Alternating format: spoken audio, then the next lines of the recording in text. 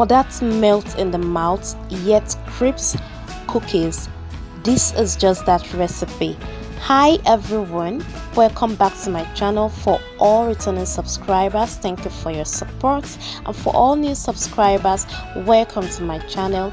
I am Susan and I share my no-fail homemade foolproof recipes once every week. On today's episode, I'll be sharing my melt in the mouth Danish butter cookies. So let's get started. So to my mixing bowl, I'm going to be adding my granulated white sugar. This recipe, as usual, is very simple. You know, my recipes are always very simple, so this is just one of those recipes. Then my softened unsalted butter. This is softened, not frozen, but softened unsalted butter. Can you use margarine? Yes, you can go ahead and use margarine, but I'm using unsalted butter, softened unsalted butter. Now, have you bought Danish cookies before? Let me ask you, what exactly is in the tin right now? Is it buttons and threads and needles? Next to that added is my salt. And then I'm going to be mixing this up together, all together till it is fluffy and light. If you're using a mixer, you can use your balloon whisk at this moment to whisk in the butter and sugar and salt to get to this texture, fluffy and light. Remember to always scrape the sides of your bowl while mixing.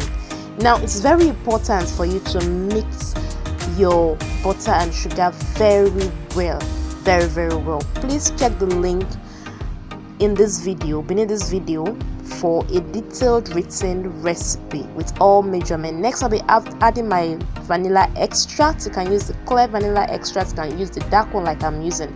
Next, I'll be adding my egg. Now remember to always break your eggs away from your mixing bowl, and I'm going to mix this up well to combine. See, it's very simple. You can make it with your kids. You can color the cookie batter into whatever color you want, but I'm just keeping it traditional, keeping it the way it was meant to be, traditionally the way it was made. Now this is just the texture you're looking for. Anything lesser than this is not appropriate, so you must whip your butter and sugar to get to this texture. Now if you're using a mixer, at this stage you have to switch over to a paddle attachment, the paddle attachment of your mixer. You have to switch over to that to do this. So next, I'm adding my flour. I'm using my regular all-purpose flour. So if you're using a mixer, switch over to your paddle attachment and whisk. And also, I'm also going to switch over to a wooden spatula to whip here. Now this is another important step. Whip this up well. If you don't, you're going to have issues when piping. You have to whip it up well. I'm switching over to my wooden spatula to whip and to mix. Like I said, whip it up well. If not, you're going to have issues when piping. And now at this stage, you can start preheating your oven to 180 degrees Celsius. So like I said, if you're using a mixer, switch over to your paddle attachment and whip. Don't use your balloon whisk to mix this particular batter. You don't want to overwork the dough, but at the same time you want to whip it up well so that it's pipable. This should be the texture you should have at the end of the day. So the next thing I'm going to be doing is to be keeping this aside. Now for this particular dough, if you're not ready yet, if you're not ready yet to pipe out and bake, you can wrap your bowl like this with your cookie batter or cookie dough in it and freeze it for up to 3 months. You're good to go. So I'm using an open star tip here. I'm just going to use a large one. I already fitted it into my piping bag, and I'm going to add my cookie batter or dough. This is not really like a dough, let me call this batter, my cookie dough. Yeah, cookie dough. I'm going to wrap my cookie dough, add it into my piping bag, and I'm going to pipe pipe this onto a tray. They're already covered with a baking tray. They're already covered with brown paper, or you can use parchment paper. It is quite simple. At the end of the day, your cookies are going to be crisp on the outside, but it will completely melt in your mouth. That's a promise. Like I said, this is very simple, and it's one of my best cookies recipes.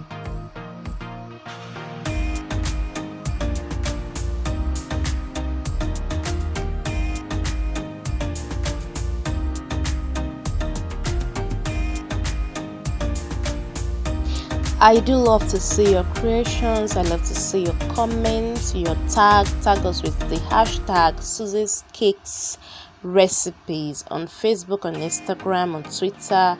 Just tag us to see your creations. Thank you so much for your support, and for all new subscribers, please subscribe. Hit the notification bell to be notified of all my simple recipes that I'll be sharing once every week, and also remember to leave me a comment.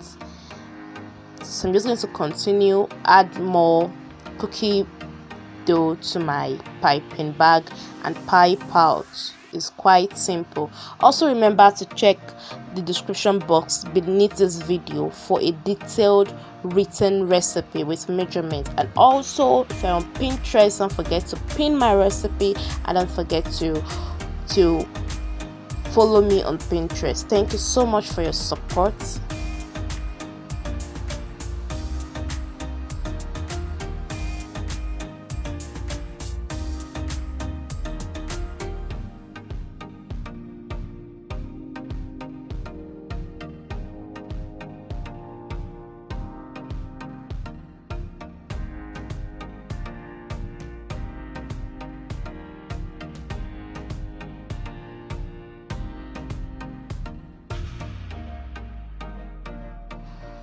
Another thing you can do here is, after piping out like this, if you're not ready yet to bake, you can just wrap your baking tray with a cling film or a plastic wrap and freeze it for up to 3 months.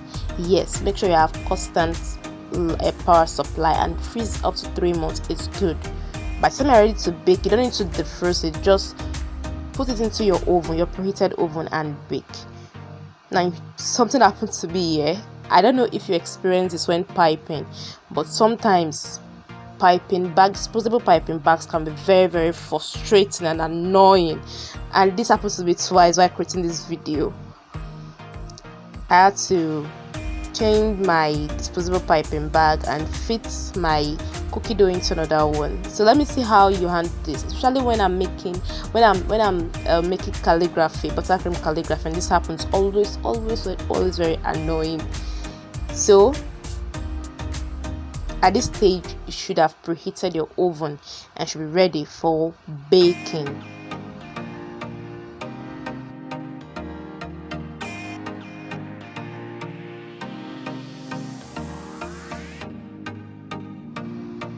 You can decide to color your cookie dough to any color of your choice, but I just want to follow the traditional recipe. Just do it this way and it's perfect. If you're trying to color your cookie dough, use food grade colors only.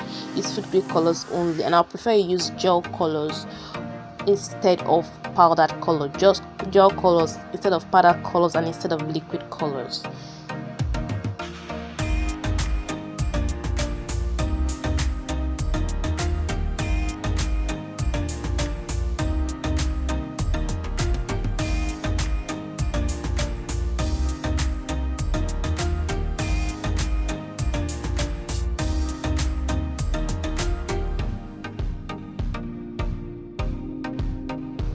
And now it's time to bake. Ta-da! Our cookies are ready. Now this is just the perfect color for your Danish cookies. It should not be deeper in color than this. It should not be too brown, just this perfect light golden brown color. If it's too brown, if we bake your cookies, are not going to have that melt in the mouth texture. This is just the perfect color.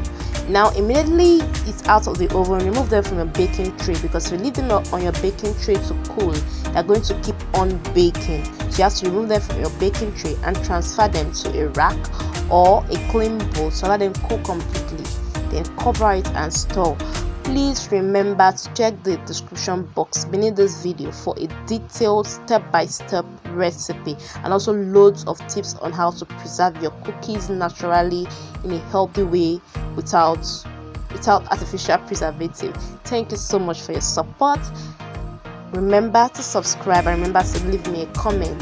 See you next week. Bye.